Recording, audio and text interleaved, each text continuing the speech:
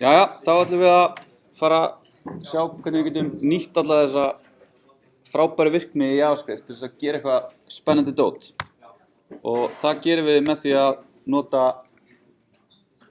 DOM-ið, en áður en við förum í það, þá ætlum við svona að skoða hvernig tengjum við þetta saman. Núna vitum við það að við erum með HTML-ið okkar, sem við erum með alveg brilliant. Svo erum við með eitthvað CSS, eitthvað afskaplega fallegt útlit sem við tengjum með link.rel. Og svo erum við með eitthvað JavaScript og þá náttúrulega, svo þurfum við einhvern veginn tengja það saman. Og þá höfum við líka svona í æskilegri röð eins og með CSS-ið, að þá erum við með script element sem er með source attribute sem vísar í JavaScript skjalið okkar. Og ef að það gengur ekki, þá getum við verið með innan í script elementinu, JavaScript kóðan okkar. Og svo alveg eins og við getum verið með inline styles, þá getum við verið með inline JavaScript. Þá sjáum við það oft svona með eitthvað svona on-click á einhverjum elementum, a-href, on-click eitthvað. En það viljum við líka algjörlega forðast af því að það er að binda, það er að tightly koppla HTML-ið okkar við JavaScript. Svo komum við að svona öðrum pælingum sem er það að það þarf einhvern veginn að teikna síðuna. Við erum með einhvern vef og við hefum svona, þetta bara teiknast fyrir okkur og það skiptir ekkert svakalega miklu máli, það er bara einhverjir galdrar hérna bakvið. En þegar við förum að vinna með JavaScript þá þurfum við að hafa í huga að þegar við erum með eitthvað HTML og við erum að vísa eitthvað CSS, við erum að vísa eitthvað JavaScript og við erum að gera þetta yfir eitthvað network, þannig að það er alltaf einhver tími sem þetta tekur, að þá mun aldrei vera bara, þú sækir HTML, CSS og JavaScript og þetta er allt komið bara á sömu millisekundinni og það er að keyra þetta þaðan, eins og það er svolítið þegar við erum að vinna þetta svona í locally svona bara á tölvun okkar, þá er network, það er ekki neitt, að þegar við erum að gera þetta allt bara beint á disk og þá er þetta bara instant. En þegar við erum að sækja þetta svona yfir vefinn, þá gerist svona í einfaldari mynd, þá gerist það þannig að við opnum einhverja slóð og það er sótt HTML-ið. Svo er HTML-ið þáttað, parsað og það er athugað, er eitthvað script element, ok? Það er eitthvað script element hérna, þá er vísunin í það, eða textin innan því tekinn og hann er passaður og hann er keyrður og svo er hvert link.rel stylesheet sótt og þáttað og svo er í raun parsing á HTML-inu klárað og þá er síðan teiknuð. Af því að það er í raun, þetta er svona einfaldað því að það er alveg hægt að, varðinni byrja að teikna áður, en það þarf að gera þetta áður en að allar upplýsingar eru komnar til þess að geta teikna síðuna. Og til þess að gera þetta svona skilvirkara, þá þegar vafrinn er að lesa síðuna og hann finnur script element, þá er beðið með að teikna síðuna. Það stoppar paint á meðan að vera að sækja skriftið og það kemur tilbaka og þá er það í raun parsað, en á meðan er hægt að painta. Og það er út af því að í gamla daga var þetta að nota fall sem er document.write sem skrifaði inn í DOM-ið á þeim stað sem skriftelementið var. Og vafrinn getur ekki vita hvort það sé document.write í skjalinu sem hann er að sækja, þannig að það er beðið og svo kemur ljós, það er document.write, þá er það skrifað, það er ekki, þá er bara haldið áfram. En við getum svolítið losnað við þetta með því að setja async attribute á script elementið okkar sem að veldur því að það er sótt bara synchronously og segir þá það er ekkert að fara að gerast hérna, það er ekkert document.write í gangi, þú getur haldið áfram að parsa og haldið áfram. En þetta er voðalega flókið og þegar við fyrir svona eitthvað að skoða eða þið farið að skoða svona performance mál eða þið lendið í því að þið opnið einhvern vef og það tekur hann 15 sekundur að hlaða og svo þegar þið byrjið að lesa þá allt í einu kemur einhver auglýsing og textin sem að lesa hoppar bara allt í einu niður 3 skjástarir. Hafið lent í þessu? Það er út af því að það er ekki búið að pæla í því í hvaða röð hlutinni keyra. Af því að þá er einhver svona add JavaScript sem keyrir og það notar document.write, það skrifar eftir á inn í síðuna sem veldur því að það þarf síðan að teikna allt aftur og þá teikna einhver auglýsing sem ýtir öllu niður. Og þetta er náttúrulega, það er einn vefur sem ég nota svolítið í símanum sem að gera þetta og ég er alltaf pirraður. En almenna reglan er sú að við setjum skriftelementið rétt áður en við lokum body. Af því að þá er búið að fara yfir allt HTML-ið okkar og búið að parsa það allt og vafrinn getur byrjað að teikna og þarf ekki að bíða eftir skriftun okkar til þess að geta teiknaði. Þannig að það er svona almenna reglan, en svo er þetta flóknara, en hérna getið þið lesið Deep dive into the murky waters of script loading. Þetta er mjög murky. Síðan erum við með einhvern vef og við erum með eitthvað JavaScript og þetta þarf að parsa þetta eitthvað svona og þá kemur svona spurning, hvernig vitum við hvenær þetta byrjar? Hvernig getum við húkkað okkur inn í þetta? Þess að við erum með eitthvað mainfall í Java sem keyrir þegar að það er svona entry punkturinn inn í forritið okkar og þá skiptir það máli að vita hvenær það er búið að taka og þátta og parsa og vafrinn er búinn að öllu og þá höfum við leið til þess að fá svona atburð sem við skoðum eftir hvernig við svona hengjum okkur á sem segir okkur þegar að dommið er tilbúið og dommið er þetta document object model sem við erum að fara að skoða. Þá getum við sett þess að dom content loaded í forritið okkar og þá er það eitthvað sem er svona entry punkturinn. Þessi atburður keyrir þegar að allt er tilbúið frá vafranum og við getum byrjað að keyra forritið okkar.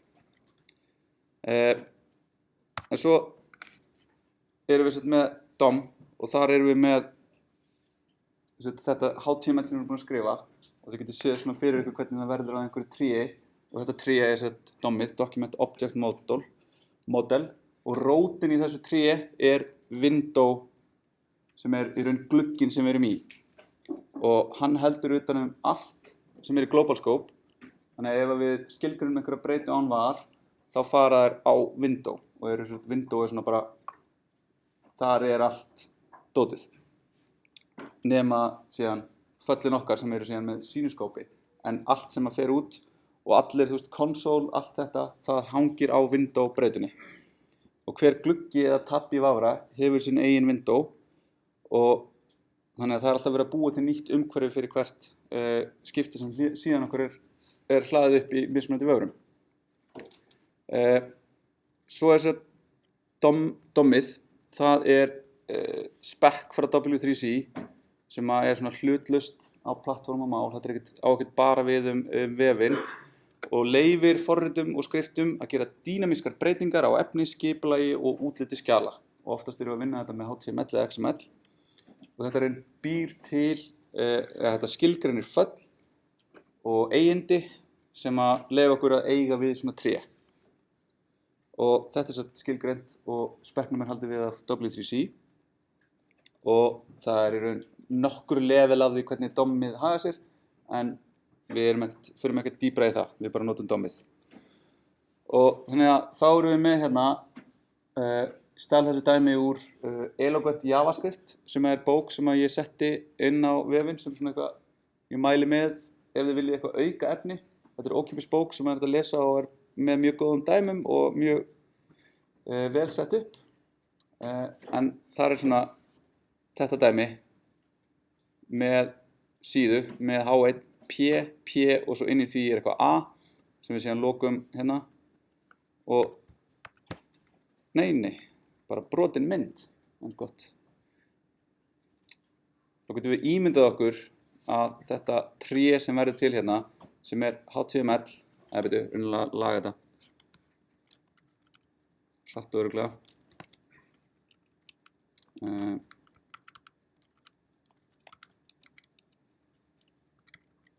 ok, ekki hratt en kannski örugglega hvar er góður, stýrikerfi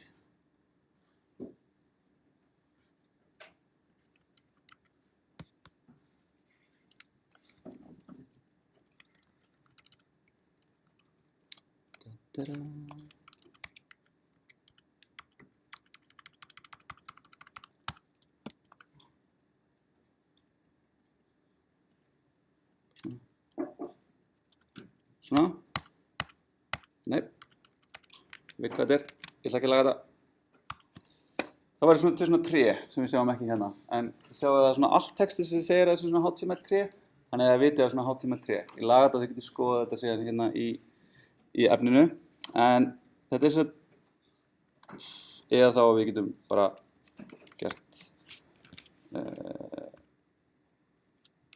svona og það sem málið að þetta svona hérna, svona þannig að við fáum svona tré sem að title hérna H1 P og svo P-ið eitthvað texti og svo fáum við aðra nótu og svo fáum við annan texta sem punktur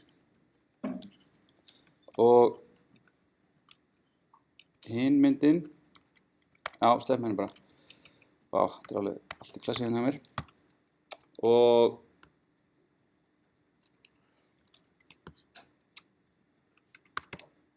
þá erum við með þetta tré hérna og við sjáum það að við erum með HTML, head, body og þetta allt element sem við erum með og svo erum við með hérna texta og HTML dommið þannig að við erum með í grunninn eitthvað node sem að síðan document erfir frá node element erfir frá node og svo HTML element erfir frá element og svo hvert HTML element, HTML meta element, HTML link element sem að það erfir frá HTML element þannig að við höfum þetta tré þar sem við höfum einhverjar aðferðir og einhver föll á node einhverjar aðferðir á element og document og svo framvegis þannig að það er verið að bæta við alltaf en í grunninn í domminu erum við með þetta node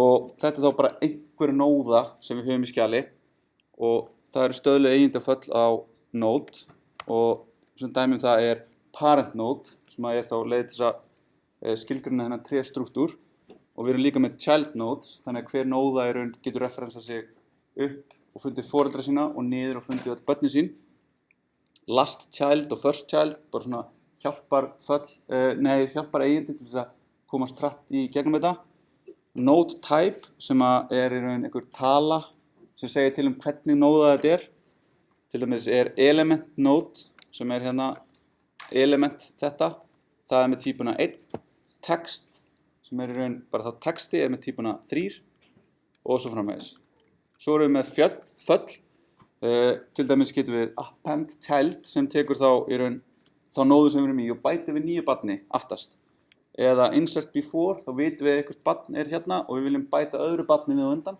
og þá setjum við það þar remove child það fjarlægir clone node klóna nóðu og við getum svo ákveð hvort þetta sé svona deep eða shallow cloning document síðan efnið sjálft í þessu hér þannig að document HTML hérna HTML yfirleitt ef við skilgreinum það sem rótin inn í dokumentið og við getum nálgast það með window.document og þetta þá yfirleitt svo síða sem við erum að vinna með en svo getum við líka verið með svona önnur dokument til dæmis ef við erum með iframe í síðan okkar þá getur það verið annað ef við gerum svona Ajax kall til að sækja ykkur gögn annars staðar frá þá fáum við líka annað dokument og aftur hefur þetta stöðluð eigendaföll Nei, dokument í raun bara rótin að síðan okkar þannig að ég er með window sem í raun vafrinn eins og þetta hérna bara allt þetta hérna skjal sem ég í hér window þá get ég skrifa hérna window og þá það í raun heldur utanum alla breytuna, allt sem JavaScript þarf window.console það það sama á console þannig að þetta svona þetta ruslakistan þar sem allt sem JavaScript túlkurinn hefur og býður upp á hann í window en svo erum við með sérstaklega document sem þá skjalið okkar sem þá hérna actual skjalið sem við sjáum hérna þannig að það inngangurinn að síðunni efnin á síðunni þá getum við sett window.document child nodes þá sjáum við að það hérna bara vefurinn allur bara allur þessi vefur sem að birta þetta glærusjó allt HTML inn í document og við getum nota þetta síðan til þess að finna upplýsingar þá hluti sem við erum með í skjalinu okkar við getum fundið document element sem þá HTML elementið, fyrsta elementið body bara body elementið með öllu því sem inn í því Location í rauninni eins og hérna, það bara slóðin sem við erum á. Og title þá það sem við skilgreinum í head title.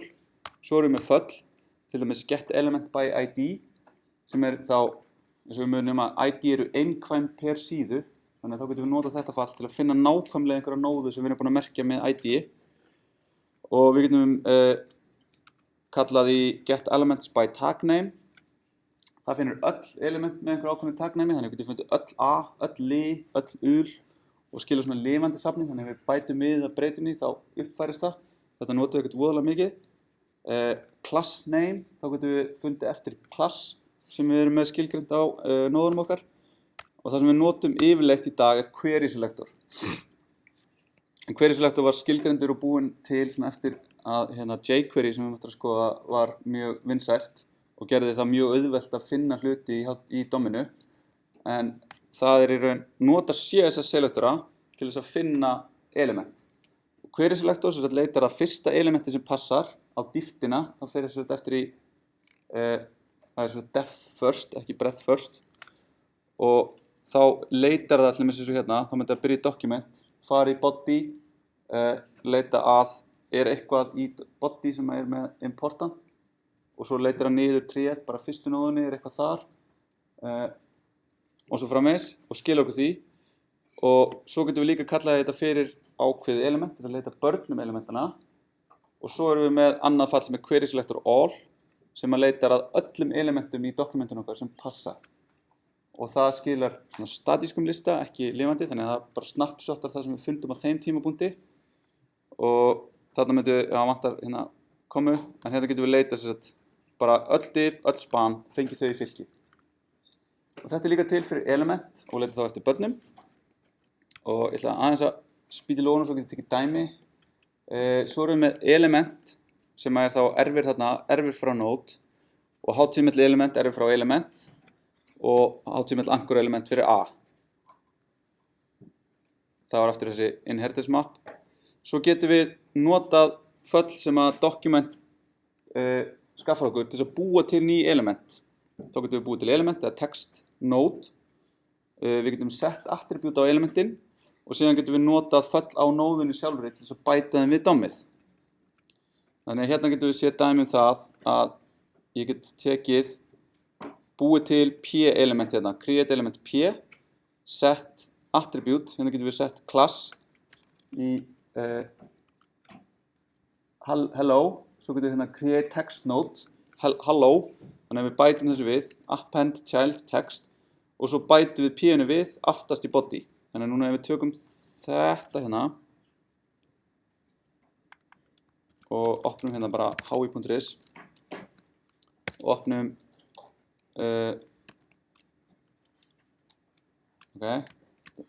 svona og við kærum þetta og svo skrollum við hérna niður.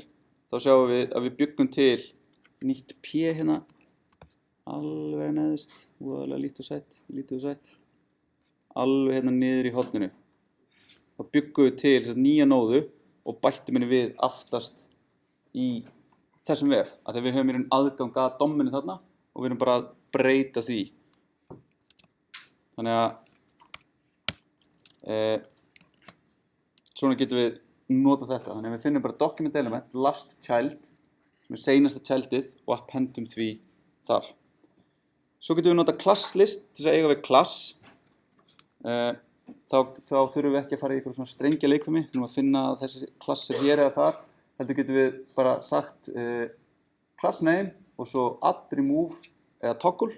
Þá add bætir við klassa í og lætur aðra klassa vera, remove fjarlægir ef hann til staðar og toggle setur hann ef hann til staðar eða ekki til staðar og fjarlægir hann ef hann til staðar. Svo getum við líka geymt gögn á elementum og þá getum við notað data attributes sem þá data bandstrik og svo lykillinn okkar sem við viljum nota og við getum svo nálgast þetta í gegnum JavaScript með dataset á elementinu.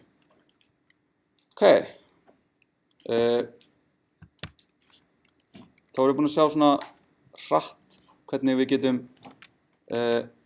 gert þetta og þá ætlum ég bara að taka dæmi hérna aðeins til að gera þetta aðeins meira relevant. Þannig hérna erum við með einhver eitthvað HTML hérna og þetta ul með class list með hérna, data date, hérna erum við með dateið í svona almennu formi, en svo erum við að prenta það út hérna í svona einhverju svona lesanlegra og skemmtilegra formi og svo erum við með einhver texta hérna, þannig við erum með þetta, það þessi hérna nóða og við tökum eftir því, það engin takki hérna sem heitir eyða, hann ekki hérna í þessu dæmi. Svo erum við með þetta form hérna sem með eitthvað input fyrir texta og svo button sem heitir skrá. Þannig að núna þegar ég gerir hérna og ég skrifa eitthvað skoða dæmi og ég ýti á takkan, þá býr það til þessa nýju nóðu. Og svo get ég bara hérna skrifa eitthvað fullt og svo svona fínt svona gult sem svona feitar í burtu þegar við erum búin og svo getum við eytt þessu hérna og gert alls konar. Nú ekki neitt, svo bæti ég við nýri nóðu. En þannig erum við að taka U-lista sem við erum með og við erum að henda út nóðum úr honum og við erum að bæta við nóðum í hann. Og þetta svona nokkurn veginn aðal inntak verkefnis 3 að gera svona bara aðeins meira. En þá sjáum við hérna hvernig við getum byrjað að eiga þessi samskipti. Þannig að núna ef við lokum öllum þessum föllum sem ég búin að búa til hérna til að gera alla þessa hluti, þá sjáum við hérna að ég ger þetta hérna með script elementi sem sett fyrir ofan body. Ég byrja á því að segja hérna document.add event listener DOM content loaded, þannig ég vil vita þegar DOM tilbúið til þess að ég geti byrjað að eiga við það. Þá skrifa ég út hérna með console log DOM tilbúið og keyri svo eitthvað init fall. Þannig þetta svona getur kallað á, þetta svona main fallið okkar.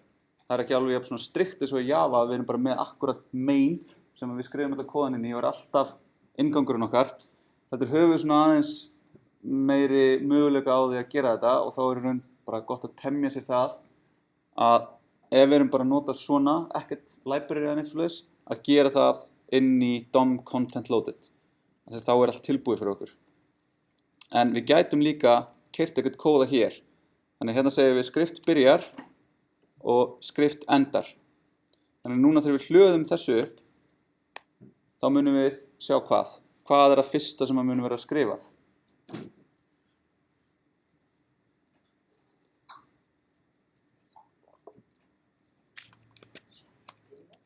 Já, og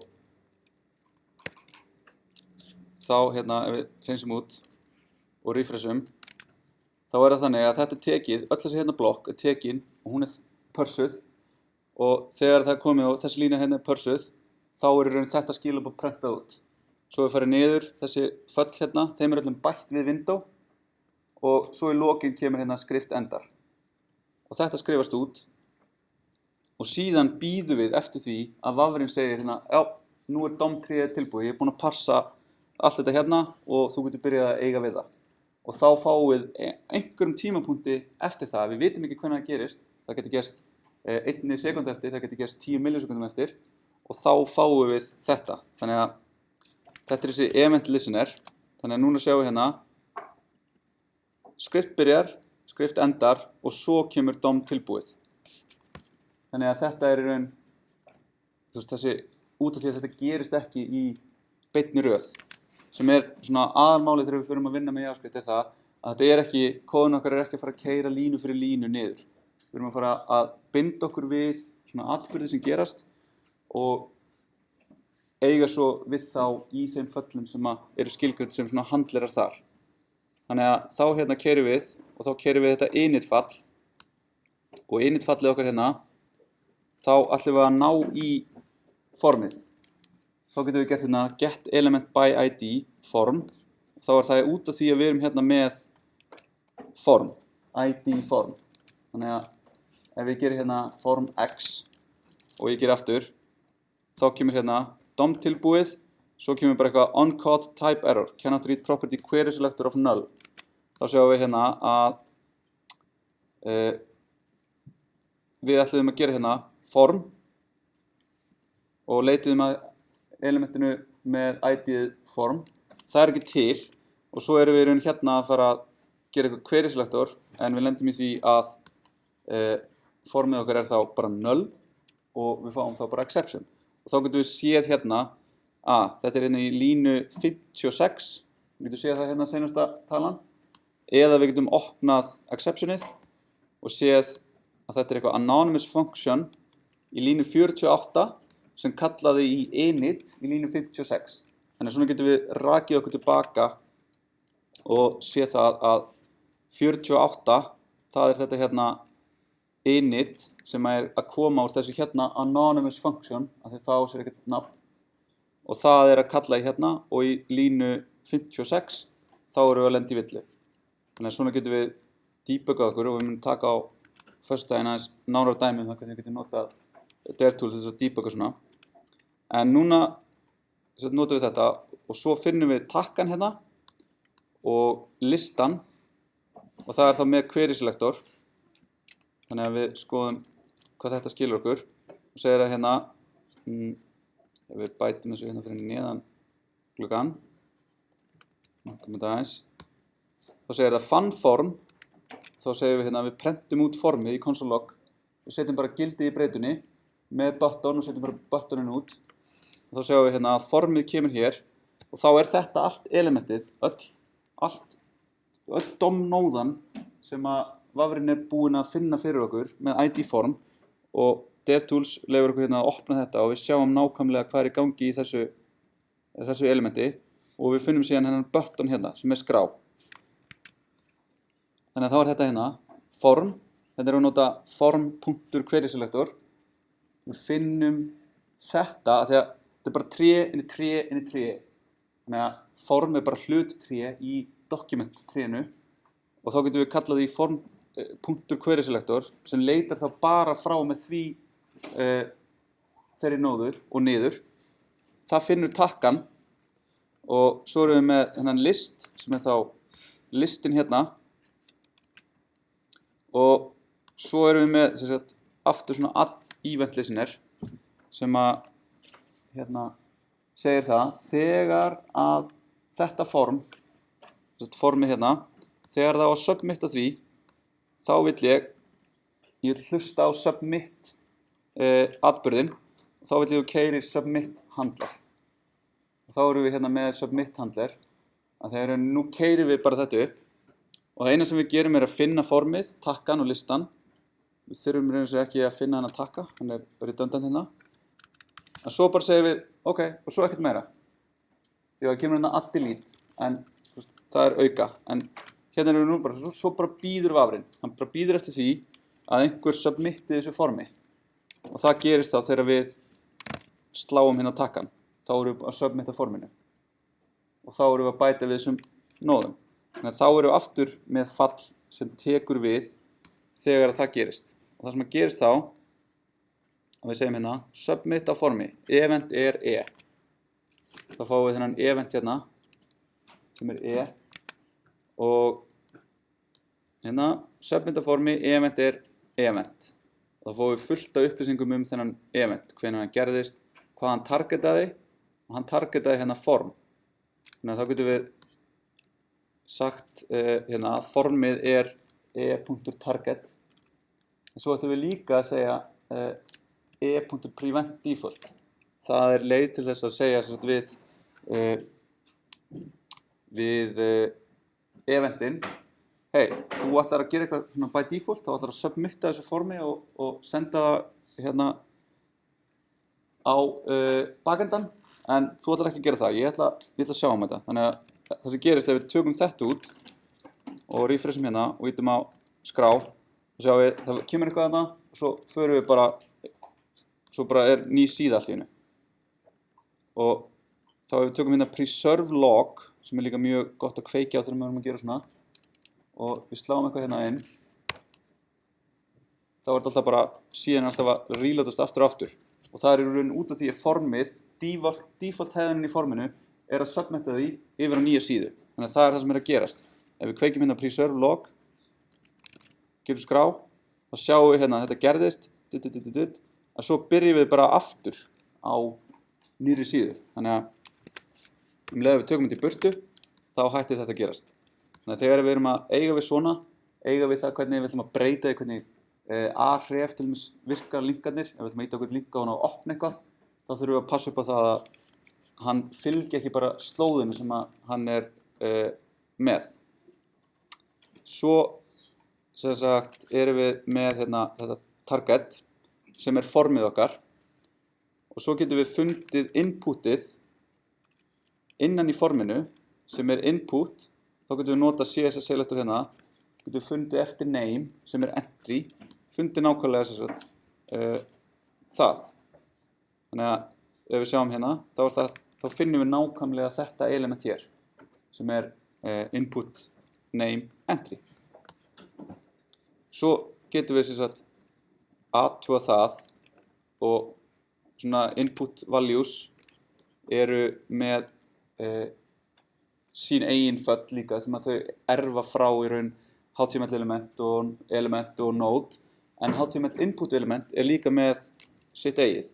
Og þá til dæmis þegar við erum að skoða þetta, þá getum við farið hérna yfir í elements og við sjáum hérna alltaf þegar ég búinn að highlighta eitthvað, þá kemur hérna jafnt og $0.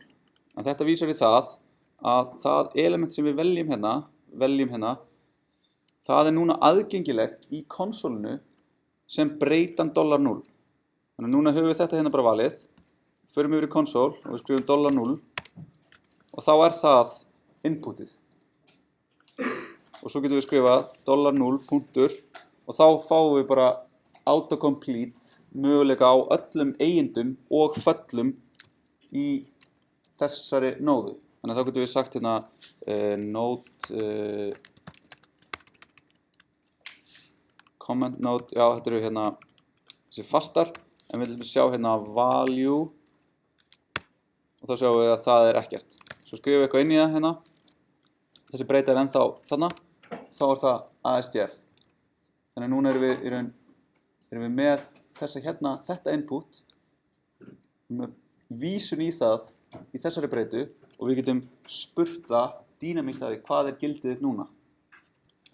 Þannig að það gerum við hér. Þá segjum við hérna text, þá athugum við entry, kom ekki örugglega eitthvað út úr þessu, notum við hérna að þetta truthy ef að það skilar okkur einhverju HTML input elementi, annars væri það falsy, og þá ef það truthy, gefðu mér entry.value, annars tómistrengurinn. Þannig að þá sjáum við hérna, þá loggum við út, texti text, þá búum við til hérna með því að fara á create entry node með text og new date og svo segjum við add delete sem við skoðum það núna og svo bætum við þessu við listan hérna. Þannig að þetta fall hér sem við höfum, það að gera það vinnu að búa til nóðuna og hengja hana við, ekki hengja hana, heldur skila henni sem við síðan hengjum við tréð. Þannig að þá erum við með þessa create entry node og þá sjáum við að við erum með mikið af þessum create element aðgerðum. Við segjum hérna entry create element li, þannig að það býr til li elementið. Þannig að nú erum við að búa okkur til nýtt hluttré sem li sem á sér síðan span og annað span. Og við búum hérna til þetta hér og textan og svo bætum við fyrst date við og svo text við. Þannig að þá erum við búin að búa til li sem á sér undir elementið span sem á sér undir elementið sem textin sem við skrifum í input í input elementið og það á date sem dateið núna í dag sem við sendum líka hérna inn. Og svo skilum við þessari entry nóðu. Þannig að við förum þá tilbaka hérna og sjáum hvað við gerum við hana. Við stökkum við þetta í bili. Þá ætlum við að bæta við node við list. Þannig að þá sjáum við hvað skrifast út hérna. Skrá. Bætum þessu li hér við list hérna.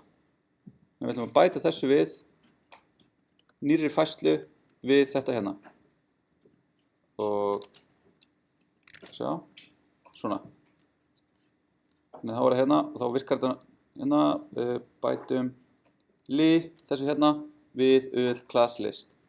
En svo ef við gerum þetta ekki, ef við bætum ekki þessu við eitthvað element sem nú þegar í skjalinu okkar, þá í rauninni erum við bara búin að búa til eitthvað tré, það bara einhvers staðar þarna á hípnum í JavaScript-túlknum, en aldrei í rauninni bætt við dokumenti sjálft.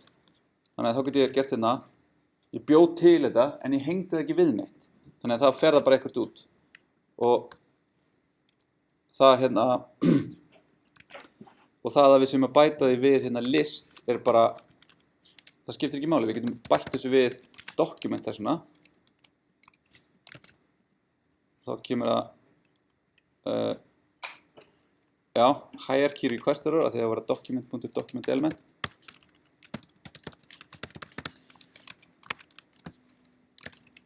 Þá kemur það hérna og þá sjáum við í raun núna, ef við skoðum DOM-tréið eftir að við erum búin að eiga við það núna, að við byrjum með þennan liðisklassað hér og þetta form sem í raun bara parsað HTML sem við skrifuðum.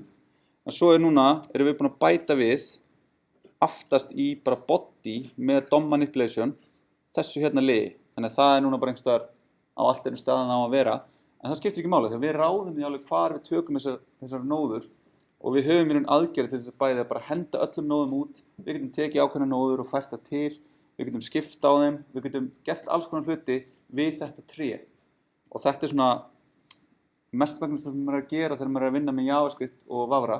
Og við erum bara alltaf að taka einhverjar nóður og henda þeim fram og tilbaka og segja þegar eitthvað gerist, þá viljum við gera eitthvað meira. Þannig að þetta er í raun DOM manipulation og svona event, að bregðast við eventum.